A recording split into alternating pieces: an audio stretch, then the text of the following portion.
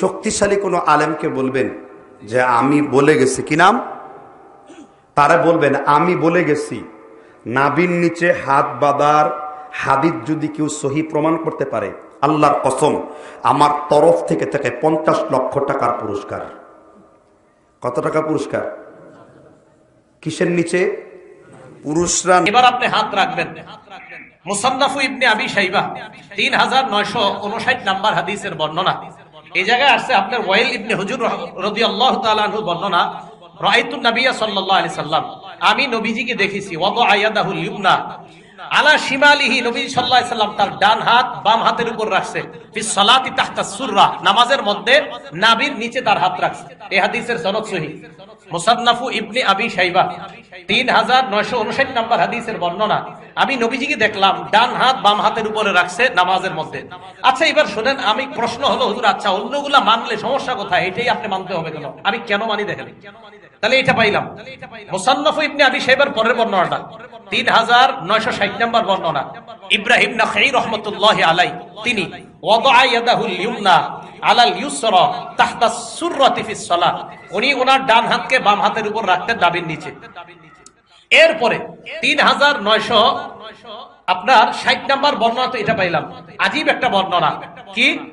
ইমাম আহমদ ইবনে হাম্বল রাহমাতুল্লাহি আলাইহি এবং ইসহাক ইবনে রাহওয়াই, ইসহাক ইবনে রাহওয়াই ইমাম বুখারী রাহমাতুল্লাহি আলাইহির উস্তাদ।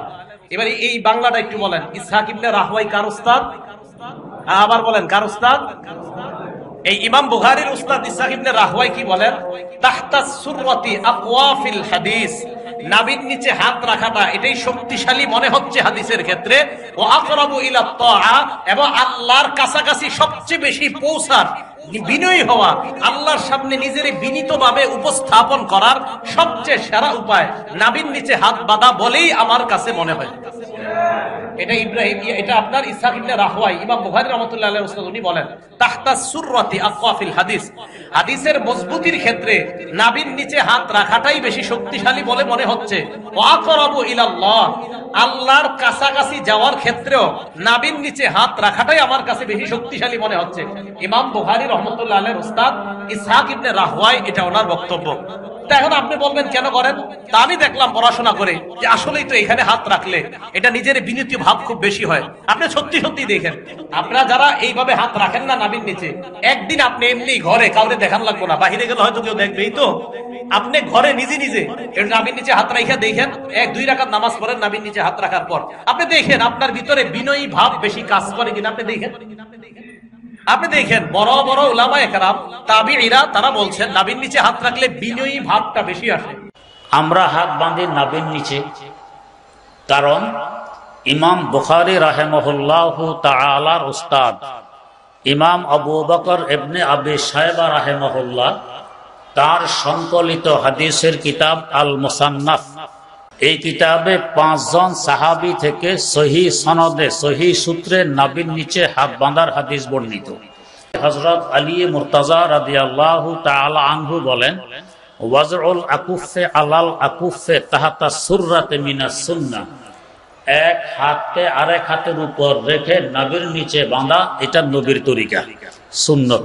এই জন্য আমরা নাভির নিচে বাঁধি। ওয়াইল ইবনে হুজুর বলেন, আমি বিশ্বনবী মুহাম্মদুর রাসূলুল্লাহ সাল্লাল্লাহু আলাইহি ওয়াসাল্লামকে দেখেছি যে নবীজি নাভির নিচে হাত বেঁধেছেন, ডান হাতকে বাম হাতের উপর রেখে সেটাকে নাভির নিচে রেখেছেন। দর্শক, এই হাদিস থেকে আমরা স্পষ্ট একটা ধারণা পাই এবং আলহামদুলিল্লাহ ক্লিয়ার হতে পারি যে নাভির নিচে হাত বাঁধাটা বিশ্বনবী সাল্লাল্লাহু আলাইহি ওয়াসাল্লাম থেকে সুস্পষ্টভাবে প্রমাণিত। এলাকায় কিছু আলে হাদিসের ভাইরা বলে নাভির নিচে হাত বাঁধার ব্যাপারে কোনো সহি হাদিস নাই, বুকের উপর হাত বাঁধার ব্যাপারেই তো কোনো সহি হাদিস নাই। বরং বুকের উপর হাত বাঁধা, সরাসরি বুকের উপর হাত বাঁধতে হবে নির্দেশমূলক কোন একটা হাদিস সিয়াসিত্তায় নাই। যে হাদিসটা তারা বলে ওটা সহিহ ইবনে খুজাইমাতে এসেছে, ওটা সিয়াসিত্তার বাইরে। আর নাভির নিচে হাত বাঁধার ব্যাপারে হাদিস সিয়াসিত্তাতে আছে, সহিহ হাদিস, তিরমিজির হাদিস, ইয়াদাউল ইউমনা আলাল ইউসরা তাহতা সুররা, বাম হাতের উপর ডান হাত ধরবে, নাভির নিচে বাঁধবে, তিরমিজির হাদিস। আবু দাউদ শরীফের মধ্যে এসেছে, অমিনাস সুন্নাতি ওয়াদউল আকুফি আলাল আকুফি তাহতা সুররা। সুন্নাত হচ্ছে বাম কবজিগুলোর উপর ডান কবজিগুলো ধরবে, নাভির নিচে বাঁধবে। অসংখ্য সহিহ হাদিস আছে। এটা আপনি আরো ক্লিয়ার পাবেন ইমাম বুখারী রাহমাতুল্লাহ আলাইহির ওস্তাদের কিতাব মুসনাদুল ইমাম আহমদ ইবনে হাম্বল খণ্ড নম্বর 2 পৃষ্ঠা নম্বর 222 হাদিস নম্বর 875।